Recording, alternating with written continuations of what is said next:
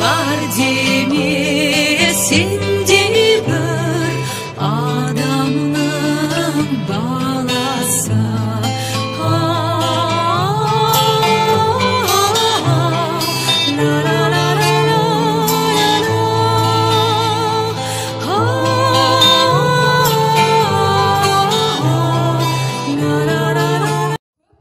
Дүниеге бой алдырып, аяғын көп шалдырған.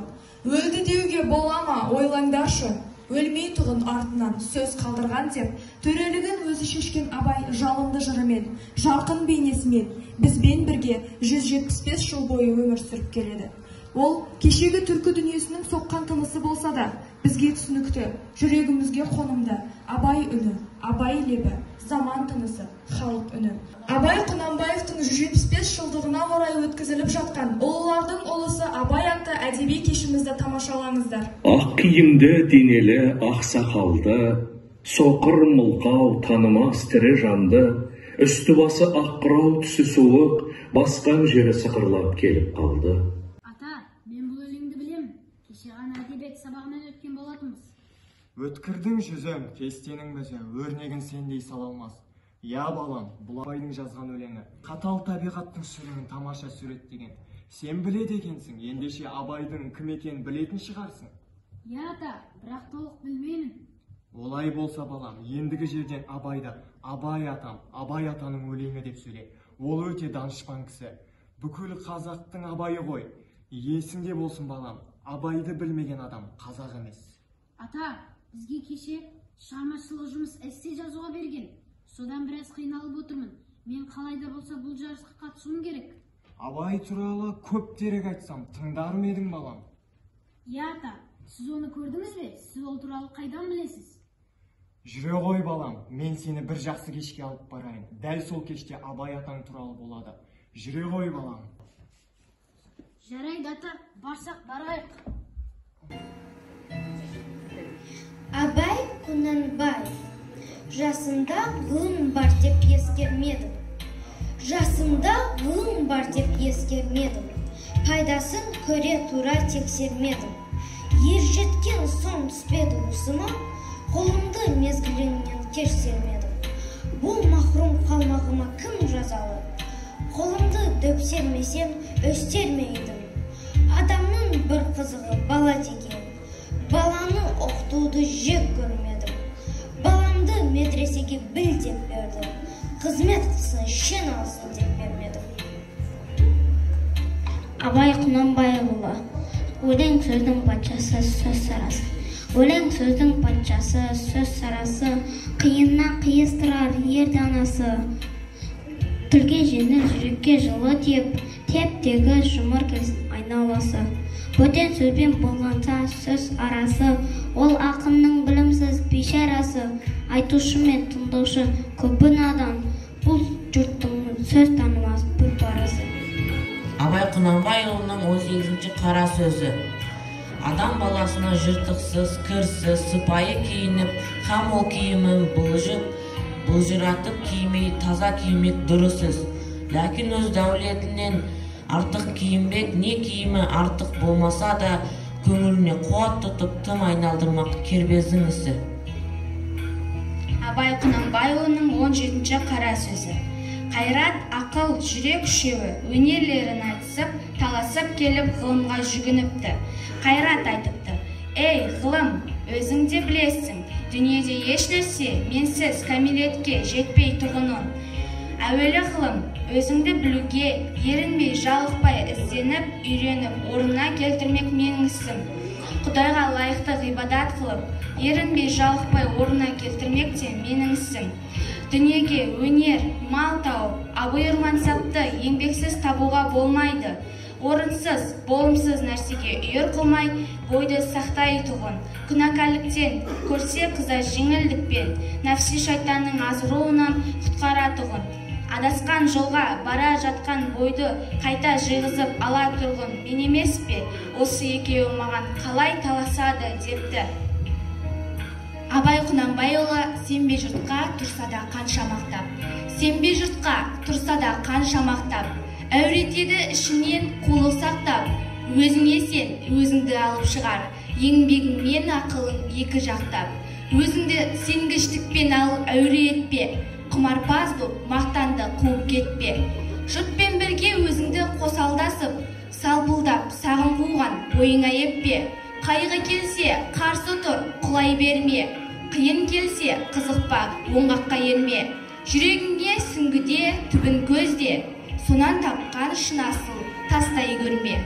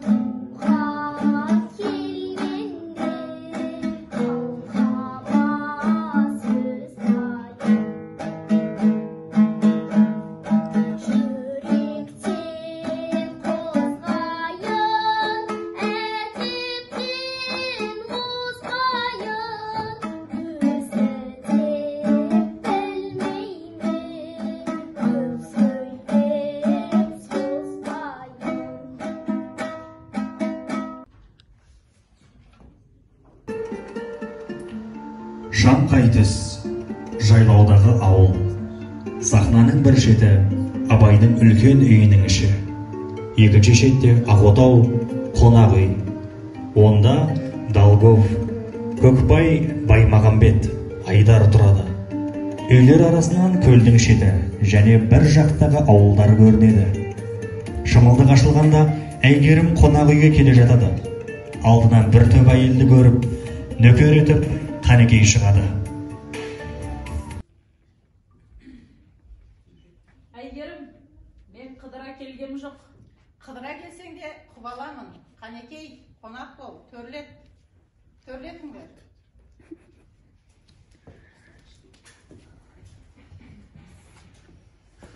Қонақ бол десең, маған берген сыйың сол болсын.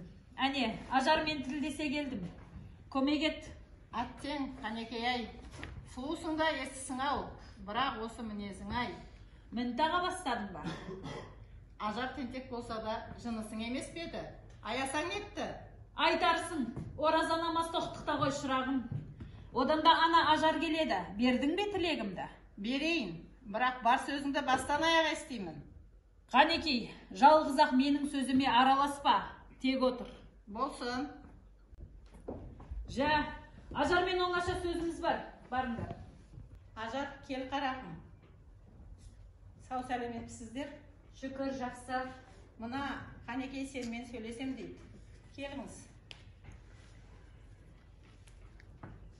Ажар, мен өздігіммен келгем жоқ. Кеше сен жер қып кеткен елден кеп отырмын. Үйреніскен ұясын аяр бар ма, жоқ па? Жауабын айтсын дейді. Ұян екен рас еді, бірақ ұяда не көрсе ұшқанда сол болады. Аяуды айтасыз. Мен аяныш көрдім бе сол ұядан? Кеден болды, кедергі неден болды деп өзіңнен емес педі? Мен кісі баласына не қастық еттім? Маған алып кел деп жіберді. Қайтсын дейді райынан. Қайтар жолды өздері кескен жоқ па? Қайтып үйірін тапса, адасқанның айыбы бар ма еді? Жетім қозы таспауыр түңілерде отыға деген сөз бар еді Абай ағамның. Мен түңілгем сол ұядан. Сөзің бұлай болса, ендеше қанына қарайып отыр қалың ел. Айдарға қостырмайды сені. Бұған не дейсің? Қайтейін, Құдайдың бір салғанын көремін де. Қайтпасаң, басың қатерде. Махаббатым үшін, Айдар үшін, мен неге болса да бекінгем. Мапахат деген бәле шығыпты ғой. Ол неменен тумай түгесілер. Өлгенде өкініп өлерсің. Қанеке, мұнаны қарашы, мынау не? Мұнасы несі? Тартар мен. Адамның басы дейді ғой. Ол кімнің басы? Сұмқ адам не дейді? Саған не бар, Айдар? Жолам Айдар. Айдар, бара ғой. Мен арылдым, Ажар. Сөзім сол ғой. Иә, сөзім сол. Еркегі ашып айтса, әйелі басып айтады деуші. Сен тіпті ер адамның айтпайтын сөзінді айттың ғой. Қой қарағансың. Қой жаным. Жуас түйе жүндеуге жақсы. Айтатының айт. Қанекей, әйгерім, дәттепті ау. Дәтің болса айт депті. Ертеде бір итальян деген ел бопты. Сол елде мың етек пен көк етек деген екі атаның баласы кескілескен жау бопты. Күндердің күнінде сол екі елдің жарылмаған қауын, шайқалмаған уызы екі сұлу жасы бопты. Аттарын Рама жүрейттер екен. Бірақ ағайын арасы қия бастырмайды. Біріне-бірінің ғашықтығын білген сайын бұрынғыдан да түрен түсіп, екеуіне бірдей қатер төніпті. Қой жаным, өтірігіне береке берсін. Жұмысымнан қалдырма. Тоқта, сол заманнан белгі қапты. Мінеке мынау, шодырдың қолына тұрған бас, тапсуның айғағы дейді. Ойбай, жаным-ау, не дейді? Ой, қарағым, қойша! Шодыр, жөнін айтшы мыналарға. Рас, бұл бас әдейі сол заманнан қалған. Жерге батпай, дүние жүзін қаңқып қалған бас дейді. Ой, қақпас десеңші онда. Сол, тіпті қақпас емес, жап-жас кісі дейді. Осы өздерің құрбы не көрінді десеңші.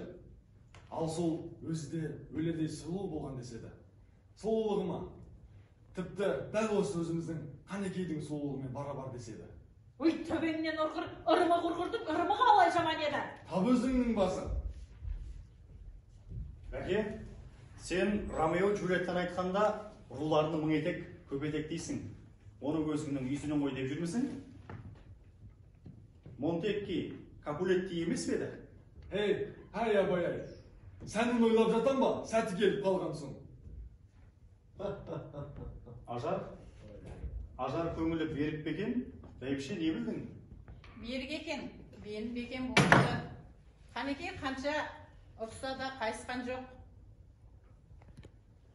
Махаббат жалын болса, Қанекейлердің үгіт сөзі жел ғой. Жалынды өшірем деп үрлер ақ, бірақ өшіре алмай, керісінше өсіре түсетінін қайдан білсін? Жалғызақ Айдармен екеуі көз жыласады. Сорлар айт, бір ауыз сөз қатыса алмады. Біздің бәйбіше жастарды аяйды, тілде салмады деп аяйды. Бірақ шыны, ғашықтың тілі тілсіз тіл, көзбен көрде, ішпен біл.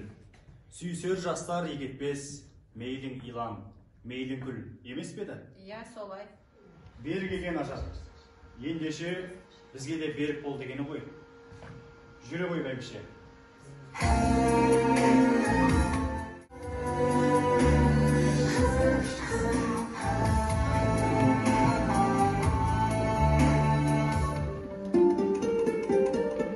Әблет басқан елер ме, сөзге жуық келер ме, түзі сөзге сенер ме, түзелмесін білген ез, айт-шайтшылап жалынар, ұққыш шансып шағынар, ұқпас жатып жалығар.